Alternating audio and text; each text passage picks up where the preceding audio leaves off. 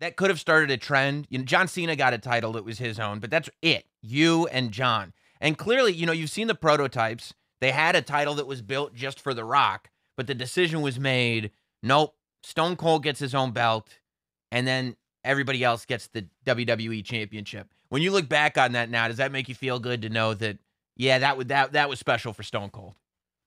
It was special for Stone Cold, and again, it's man, when you get that belt or a year in the business, it's not about you being bigger than the business because you're not, but it's pretty special or pretty unique, and like you said, it doesn't happen often. Yeah. And, you know, and it was accepted. I don't think the rest of the guys in the locker room because you care what they think, uh, and you don't want to think, hey man, this guy really has turned into an ass. All of a sudden, he's got his own belt. You Yeah. don't want that, and I don't think anybody thought that. And I'm assuming the first day you got your own title, you have to wear it through the airport, right? Absolutely. And you want to purposely, if you're not wearing it, leave it in your carry on, the carry on so that they've Sure. got to, oh, well, what is this? Yeah. And show everybody. That's my favorite part about the people who win the Money in the Bank is like listening to these superstars tell their stories of having to carry because you can't check the briefcase, right? Because if you lose the briefcase, you're screwed. But what bag is going to fit the briefcase in that you could still check out? So they have to walk. They literally have to walk through the airport with a dented up Money in the Bank briefcase.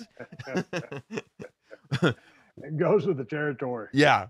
What did you think of Dude Love specifically as that first challenger? Because that I also think that people take for granted, like the sort of overarching thing of how successful you were as champion, but that didn't have to work, right? Like we were still like, okay, we think this is gonna work. We think this is gonna work. We're in uncharted territories here, and to have Mick Foley, who like obviously is a god, he's one of my favorites of all time, but to use that Dude Love character, which had not been proven as a main event level threatening heel, to be your first opponent coming off of Shawn Michaels, I feel like in hindsight, that could be looked at as I really hope this works.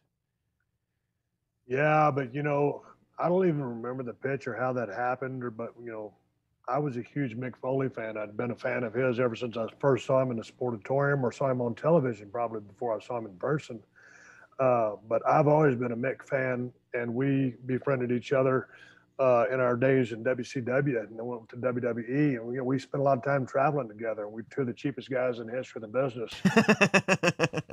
And that's it. It's a shoot. And anytime I wanted an opinion from a guy I respected, I always asked Mick because I trusted his opinion, and I knew it was coming from a great source and a smart mind.